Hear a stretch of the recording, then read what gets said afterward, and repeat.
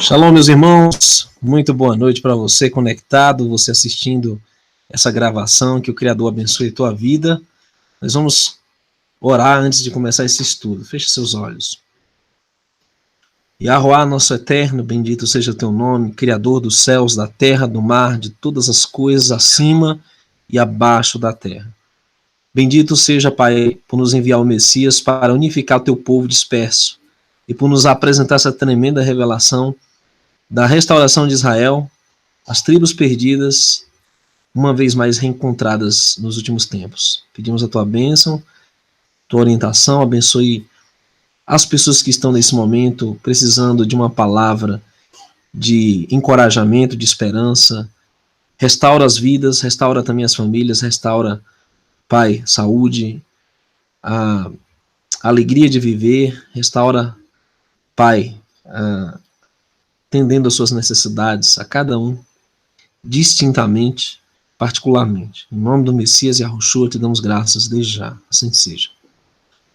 Meus queridos, hoje vamos falar sobre a restauração de Israel, e não só no sentido espiritual, como é colocado nas religiões evangélicas ou cristãs, mas no sentido pleno da palavra, restaurando não só as tribos dispersas do reino do norte de Israel, as 10 tribos de Israel, mas também as 2 tribos ali que ficavam com Judá, né? Judá, Benjamim, unificadas ali. Nós vamos falar sobre como nos envolve aqui no Ocidente e como envolve pessoas espalhadas em toda a parte da terra.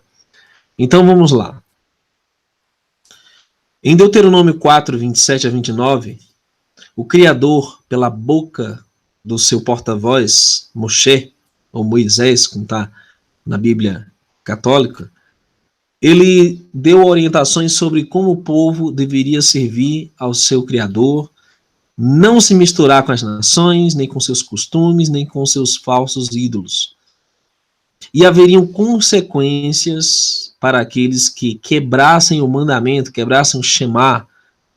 É o primeiro mandamento: ouve Israel, o eterno é um. Ou seja, não terás outros deuses diante de mim. E Moisés detalhou no livro de Devarim, ou Deuteronômio 4, 27 a 29, o que iria acontecer com aquele povo. E isso foi antes de entrar na própria terra prometida, antes do assentamento final, antes da repartição da terra, né, de Canaã. Vejamos: Yahu vos espalhará entre os povos, e ficareis poucos em número entre as nações, as quais Yahu vos conduzirá. E ali servireis a deuses que são obras de mãos de homens, madeira e pedra, que não veem, nem ouvem, nem comem, nem cheiram. Então dali buscarás a Yahuá teu Rim, o Altíssimo, e o acharás quando buscares de todo o teu coração e de toda a tua alma. Meus queridos, infelizmente hoje muitos descendentes da linhagem das 12 tribos de Israel se acham no paganismo, adorando deuses falsos, imagens de escultura, adorando uma trindade, né, que na verdade 3 deuses em um, adorando diversas doutrinas e tradições abomináveis para o Criador. E essa foi uma profecia de dispersão. Eles seriam espalhados sobre toda a terra, ficariam em um pequeno número. Será que isso aconteceu? Bom, se você recobrar a história de Israel, você vai ver que a apostasia se deu logo quando Moisés desceu do monte com as 2 tábuas, né, com os 10 mandamentos. Eles já estavam dançando nus em frente de um bezerro de ouro. A apostasia começa ali de cara. E não parou por ali, porque você vê um povo frequentemente se voltando para os deuses das nações, se casando com as mulheres pagãs do povo inimigo de Israel. Você vê o povo frequentemente caindo nos mesmos costumes amaldiçoados daquelas nações abomináveis no entorno da terra de Canaã. Ok? E o profeta Jeremias, capítulo 30, verso 3, fala de uma profecia que iria culminar com o resgate desse povo que foi disperso. Por quê? Porque havia o reino do norte, você vê no mapa aí do Israel dividido, o reino do norte que possuía 10 tribos, né, a maior parte do povo de Israel, portanto, e havia a tribo do sul, né, o reino do sul, que era Judá. Duas tribos, né, nós sabemos que Benjamim sempre esteve junto ali da tribo de Judá.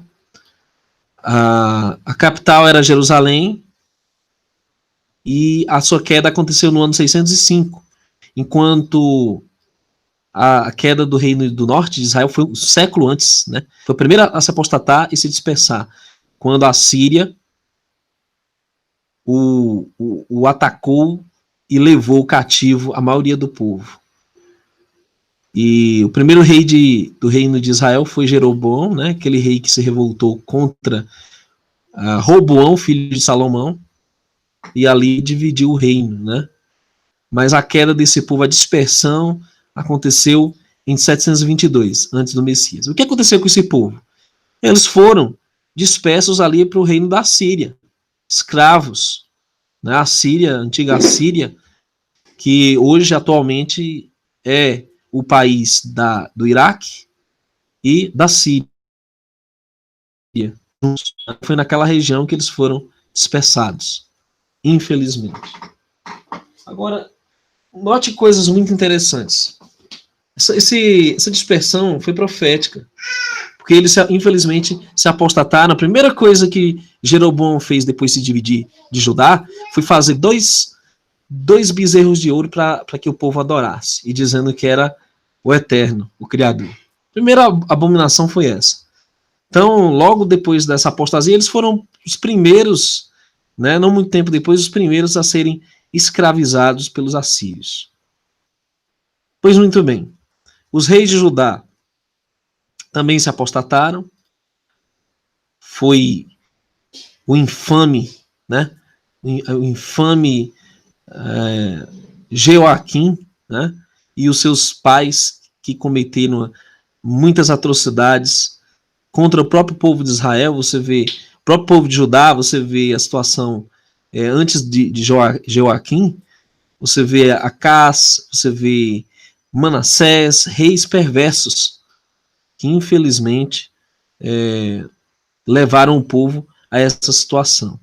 Sem falar lá no caso do rei Ezequias, que o Criador o curou, e ele, em vez de dar testemunho do Eterno de Israel, mostrou os tesouros e tudo quanto havia no seu reino, e ali foi profetizada a dispersão desse povo, né? O profeta Isaías profetizou que o reino de Judá seria escravizado, seus filhos, seus príncipes seriam escravizados, se tornariam eunucos. Então, veja bem, o profeta Ezequiel também predisse algo muito importante. Medite comigo, Ezequiel 36, 24. Porque eu te tirarei das nações, eu te congregarei de todos os países, e te trarei de volta à tua terra. Que bênção. O Eterno não se esqueceu do seu povo Israel, mesmo disperso entre as nações, mesmo miscigenado como eles foram, em diversas nações, até o povo de Judá, ou judeus, mesmo dispersos, se misturando com as nações, mesmo caindo em apostasia, até negando o Messias, o Eterno não se esqueceu desse povo. Jeremias 30, verso 3 diz: chegam-se os dias, declara Yahweh, quando eu trouxer o meu povo Israel e Judá de volta do cativeiro e os restituir à terra que dei aos seus antepassados para possuir. Você vê no mapa em amarelo o reino do norte, você vê no mapa em verde o reino do sul. O reino de Israel e o reino de Judá. Frequentemente os profetas mencionam esses dois reinos como a casa de Israel e a casa de Judá. E, portanto, veremos essas profecias para os últimos tempos. Isaías 11, verso 11 e 12 é uma das mais tremendas, também com Zacarias, profeta, capítulo 12, 13 e 14, ele fala, Amós 9, enfim, são muitos profetas, mas vou colocar apenas aqui os mais enfáticos. Diz o seguinte: e acontecerá naquele dia que Iarro porá novamente a sua segunda mão para recuperar o remanescente de seu povo, que restará, aí veja bem, ó, da Assíria, foram levados no cativeiro assírio, 722 antes do Messias, do Egito, de Patros, de Cush, que é a Etiópia. Olha só, o Eterno tem seu povo na África, seu povo no meio do Egito. Ele tem seu povo descendente de Israel, fisicamente falando, de Patros, de Elão, de Sinar, de Amate e das ilhas do mar. Todo aquele entorno ali do Oriente Médio, povo que foi disperso para a Europa, para as Américas, foi disperso para a Índia, para a China. Vamos já ver isso. É tremendo como a profecia realmente reflete essa condição de dispersão mundial. Verso 12 diz: e ele levantará um estandarte para as nações, e reunirá os dispersos de Israel, e ajuntará os dispersos de Judá, dos 4 cantos da terra. Aí alguém pode dizer, sim, irmão, mas essa profecia agora é espiritual.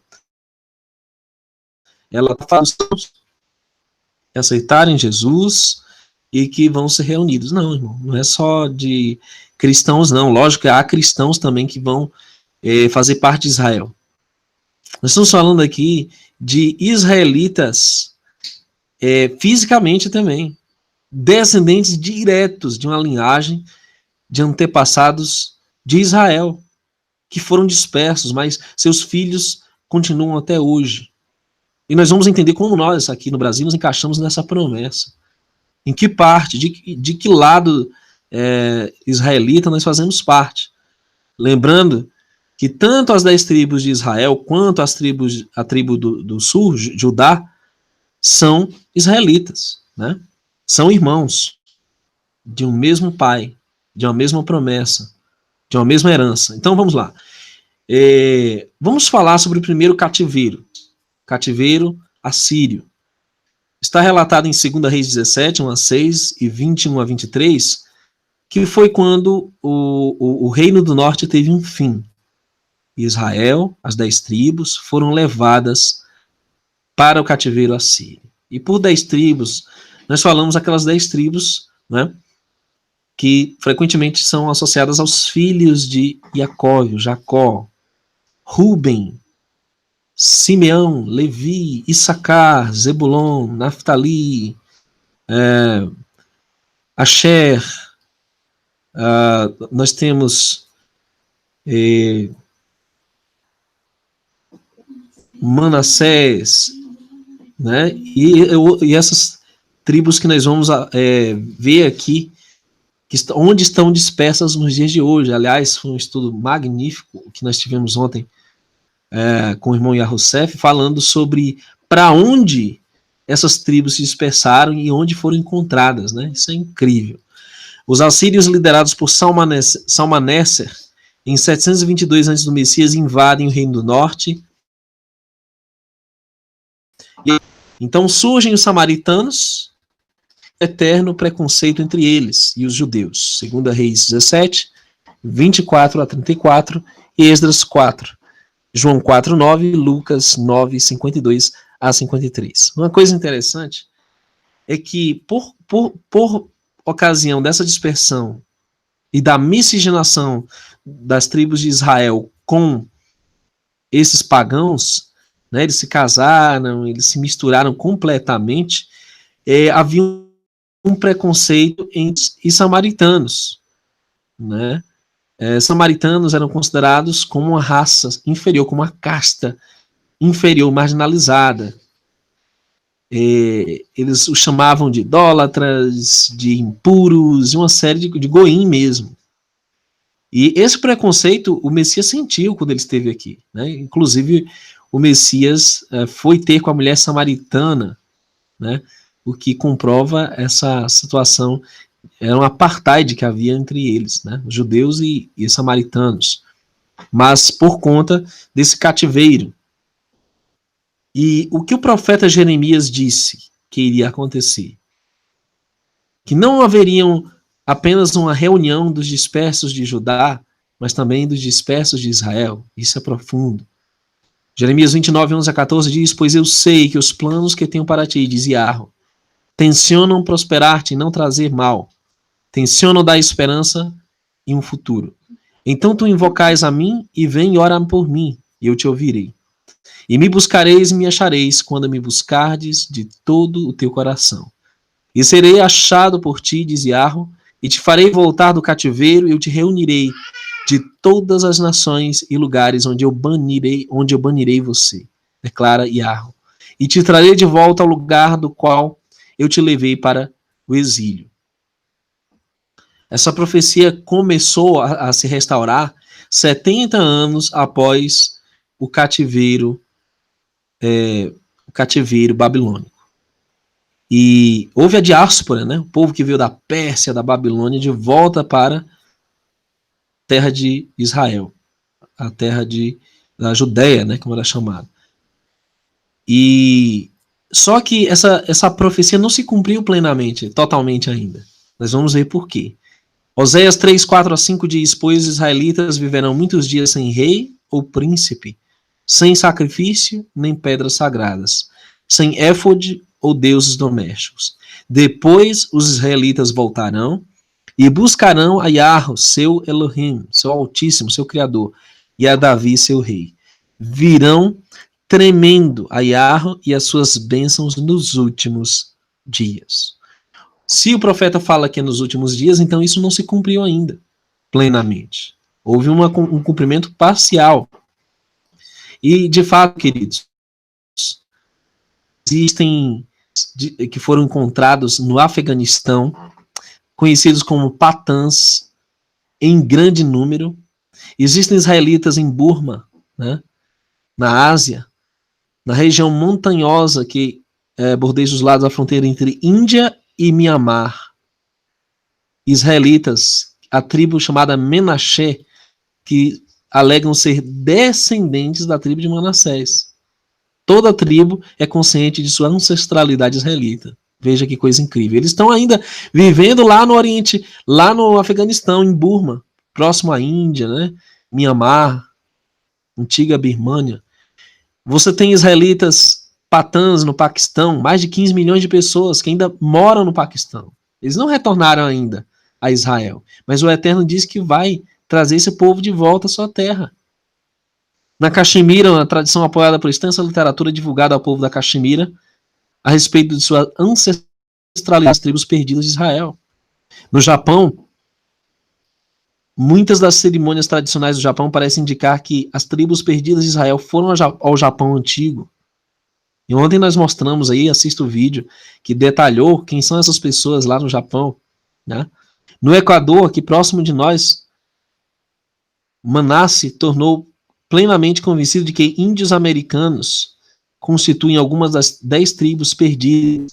Não só os índios aqui da América do Sul, né, que haviam já aqui no Brasil, que haviam entre os antigos povos incas, os maias, os astecas, né, do México, mas índios são descendentes de israelitas. Olha que coisa tremenda.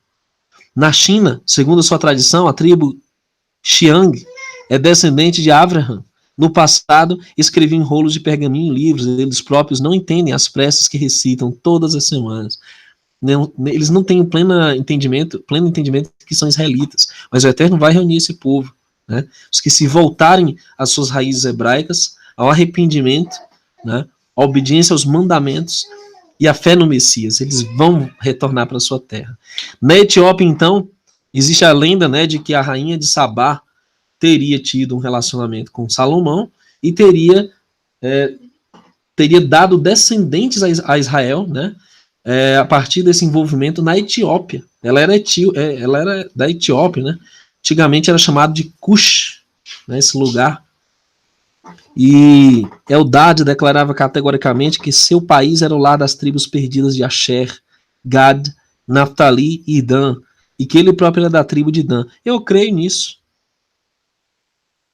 Gad, Naphtali e Dan, eles são africanos, na sua maioria, gente de cor, de pele escura, gente. Por isso que a África é tão odiada. Por isso que há esse racismo tão acirrado contra negros, por conta da sua ascendência israelita. Olha só, que coisa tremenda, né? Então, muitos dos nossos irmãos aqui afro-americanos também são descendentes desse povo, tribos israelitas, né? Ok, mas a história não para só por aí. Onde é que entra o Brasil? Onde é que nós entramos nessa história? Ah, agora você vai se maravilhar, porque é fascinante nós descobrirmos essas nossas origens hebraicas, nossas origens israelitas, a partir do relato profético. Porque não houve só uma dispersão no cativeiro assírio, mas houve uma dispersão também no cativeiro babilônico, no ano 605, né? Nebuzaradã, capitão de Nabucodonosor, rei de Babilônia, invade Judá e leva cativo o reino de Judá. É aí onde entra a história de Daniel e seus amigos e tal, no cativeiro babilônico. E esse povo foi para a Babilônia, e de lá, alguns não voltaram. A dispersão judaica, ela não ocorreu só em 605 antes do Messias. Ela ocorre também no ano 70 depois do Messias, quando Jerusalém foi destruída.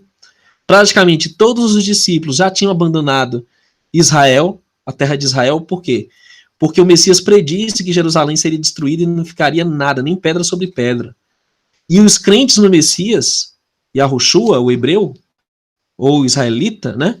Ele era judeu, de fato. Os crentes nesse Messias atentaram para a profecia de que Jerusalém seria tomada e saíram de lá. O que aconteceu? Quem ficou, a maior parte foi massacrado. Se eu não me engano, aí mais de 70 mil Yahus. E por fim, na revolta de Bar Kokhba, a tal da história lá de Massada, né? Quando eles cometeram um suicídio coletivo lá, né? E finalmente muitos caíram. Mas, enfim, muitos dos judeus se dispersaram na destruição de Jerusalém. Tanto é, senhores, que aí onde entra a história dos judeus, os judeus askenazes se misturaram ao povo da região ali da Europa Oriental, foram ali, ultrapassaram a fronteira da Europa Oriental, foram para se dispersaram por toda a Europa, né, na verdade, e eles eram muitos na Espanha, na Inglaterra,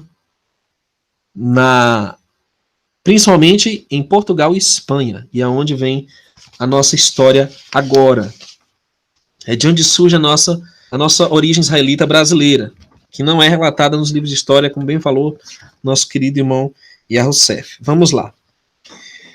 Então é o seguinte, no século 13 e 14, até o século 15, a Igreja Católica Romana crescia, e com isto a pressão sobre a conversão de israelitas judeus também.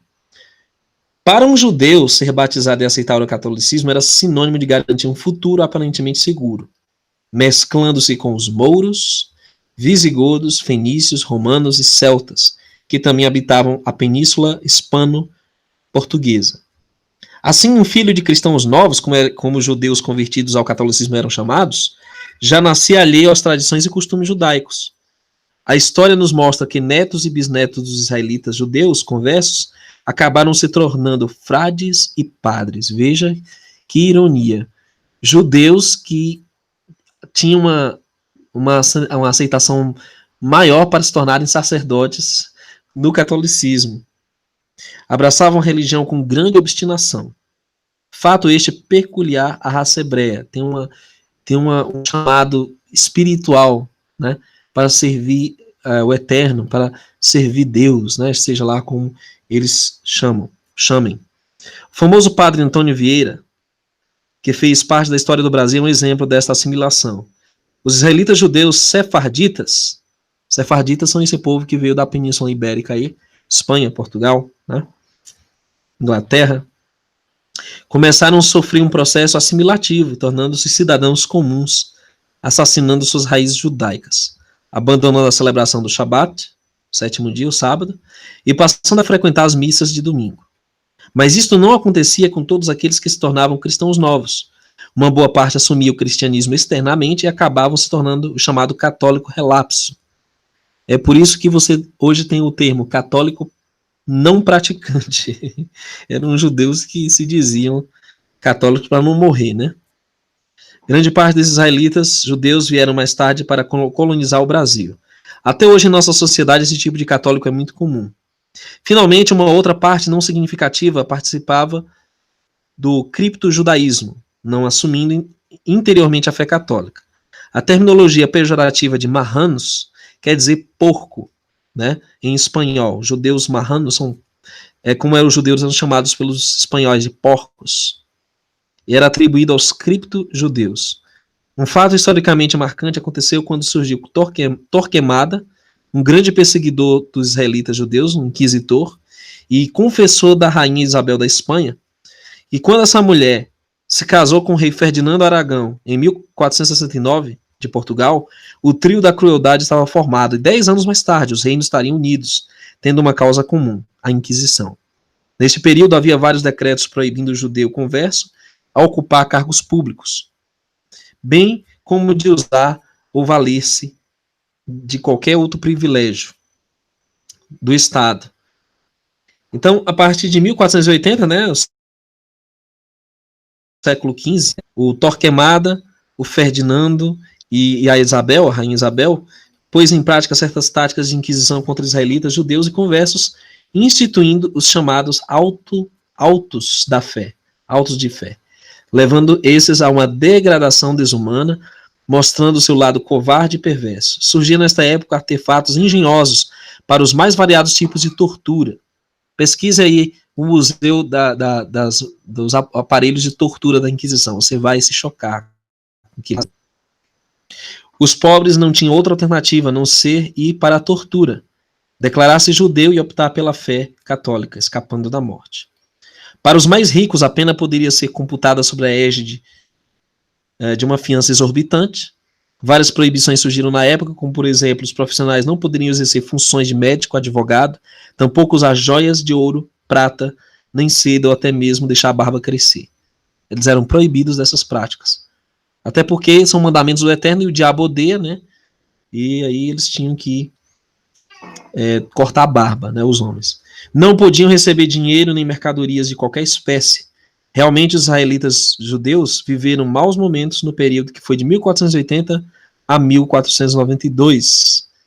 Nestes 12 anos, a miséria da comunidade judaica espanhola foi extrema. Já havia uma imigração deste povo para Portugal, onde a situação para estes israelitas judeus era mais amena. Finalmente, o decreto de expulsão dos israelitas da Espanha ocorreu em 31 de março de 1492, promulgado pelos reis. Conforme dados históricos, só da Espanha, veja só, imigraram para os seguintes países em tais números. Para a Turquia, foram 90 mil israelitas.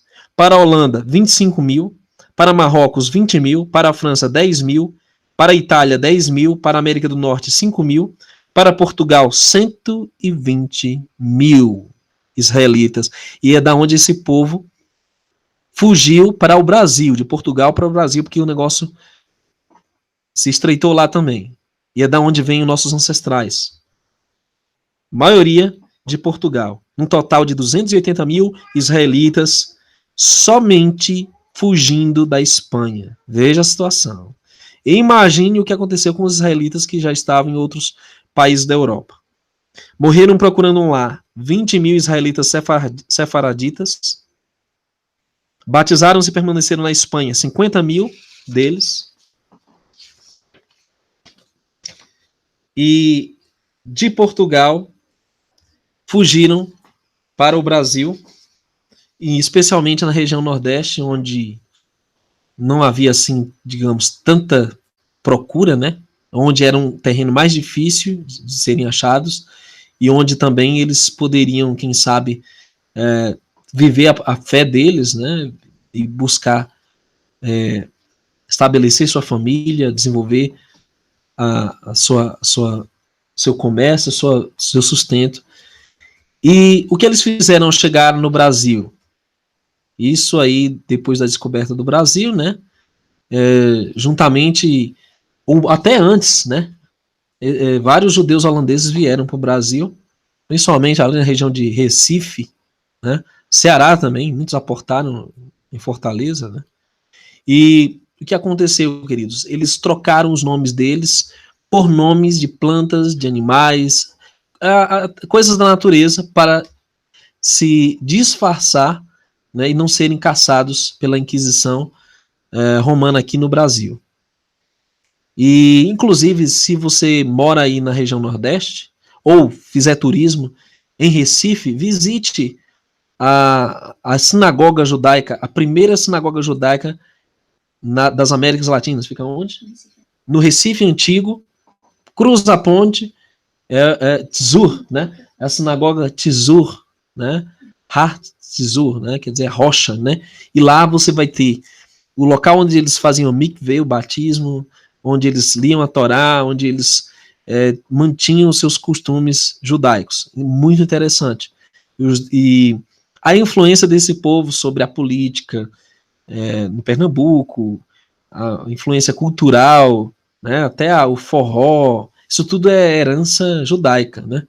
E outros costumes que as pessoas mantiveram durante as suas gerações, sem saber da sua ancestralidade, da sua origem hebraica, né?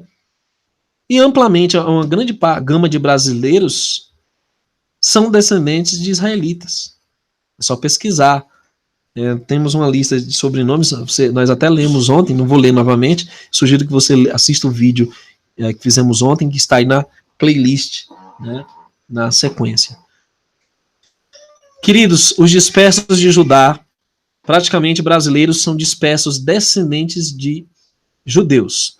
Se você cavar a fundo a historicidade dos índios brasileiros, né, são descendentes de israelitas, das tribos de Israel perdidas. Interessante. De todo jeito, nós temos alguma ligação com esse povo. O profeta Jeremias, no capítulo 30, verso 3, fala da reunião dos dispersos, tanto do reino do norte, das 10 tribos de Israel, quanto do reino do sul, de Judá. Chegam-se os dias, declara Yahweh, quando eu trouxer o meu povo Israel e Judá de volta do cativeiro, e restituir a terra que dei aos seus antepassados para possuírem, diz Yahweh. Ele vai trazer o povo de Israel e o povo de Judá e vai Israel, lá na Palestina, chamada Palestina. Porque eu tirarei das nações, eu te congregarei de todos os países e te trarei de volta à tua terra. Muitos não se apercebem, queridos, que essa foi a missão do nosso Messias, chamado Jesus, né? Seu nome era Yeshua, ou Yahushua, no hebraico mais antigo. Em João 10,16, ele declarou: ainda tenho outras ovelhas que não são deste aprisco. Também me convém agregar estas, e elas ouvirão a minha voz, e haverá um rebanho e um pastor. Frequentemente o Messias declarava que ele veio para buscar, senão, as ovelhas perdidas da casa de Israel. Ele veio unificar as 12 tribos. Tanto é que os 12 apóstolos representam essa restauração de Israel, as 12 tribos perdidas. 10 perdidas e 2 que, de certa forma, ainda continuam, né, à vista, né, podem ser encontradas facilmente. Porém, o Messias veio para reunir as ovelhas perdidas da casa de Israel. Ou seja, tudo converge para Israel, para a aliança, para os mandamentos que o Eterno deu a esse povo, para o culto, para as ordenanças, para tudo aquilo que ele revelou a esse povo de como ele deveria ser servido. É isso que Paulo relata em Romanos capítulo 9. Foi a esse povo, Israel, que o Eterno revelou sua verdade plena. E consolidou isso no testemunho do Messias, né? De forma cabal, de forma completa. O nosso Messias veio planificar tudo isso, planificar os profetas, planificar a Torá e restaurar o reino de Israel. Tanto é que os discípulos perguntaram, é nesse tempo que restaurarás Israel? E ele disse, olha, não compete a vocês saberem quando, mas recebereis poder. Ou seja, Israel será restaurado. Foi isso o que os apóstolos, né, começaram a ver nos dias dele, quando o Espírito do Eterno foi derramado sobre aquelas nações que eram chamados goim, gentios, dispersos de Israel. Foi esse princípio de cumprimento que os discípulos do Messias começaram a testemunhar e que vai terminar nos nossos dias. Esse movimento de restauração que está concluindo essa obra, né, pelo Espírito do Eterno, pelo testemunho do Messias e o testemunho da Torá, ou seja, da lei. Então, querido, que essa palavra possa ter encontrado algum sentido na tua vida. Que você possa meditar na tua origem. Que você não é simplesmente brasileiro, você é um descendente de Israel, de Abraão, das promessas. Você é herdeiro. Você tem direito à herança.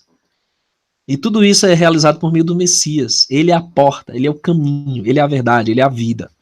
Todos que se batizam em nome do Messias encontram acesso à descendência de Abraão. Se tornam descendentes pela fé e participantes das promessas. E também com deveres a cumprir. Deveres de obedecer aos mandamentos. Com deveres de um israelita. Então, que o Eterno abençoe tua vida. Nós não pregamos religião. Eu espero que essa mensagem tenha feito algum sentido. Que tenha encontrado lugar em corações sinceros. Nós não pregamos religião. Nós não temos denominação. Nós apenas anunciamos a vinda do bom pastor, o Messias. É o único pastor que vai reunir seus filhos, que vai acabar com as falsas religiões, que vai estabelecer um reino eterno. Shalom para você, que o Eterno te abençoe. Amanhã às 20 horas estaremos de volta com o nosso hangout informativo no canal Neemias Gomes. Obrigado a vocês que estão ao vivo assistindo. Obrigado aos que têm colaborado com esse trabalho, que por vezes requer recursos e amigos que colaboram, ok? Agradeço aos queridos que compartilham o link, que curtem os vídeos.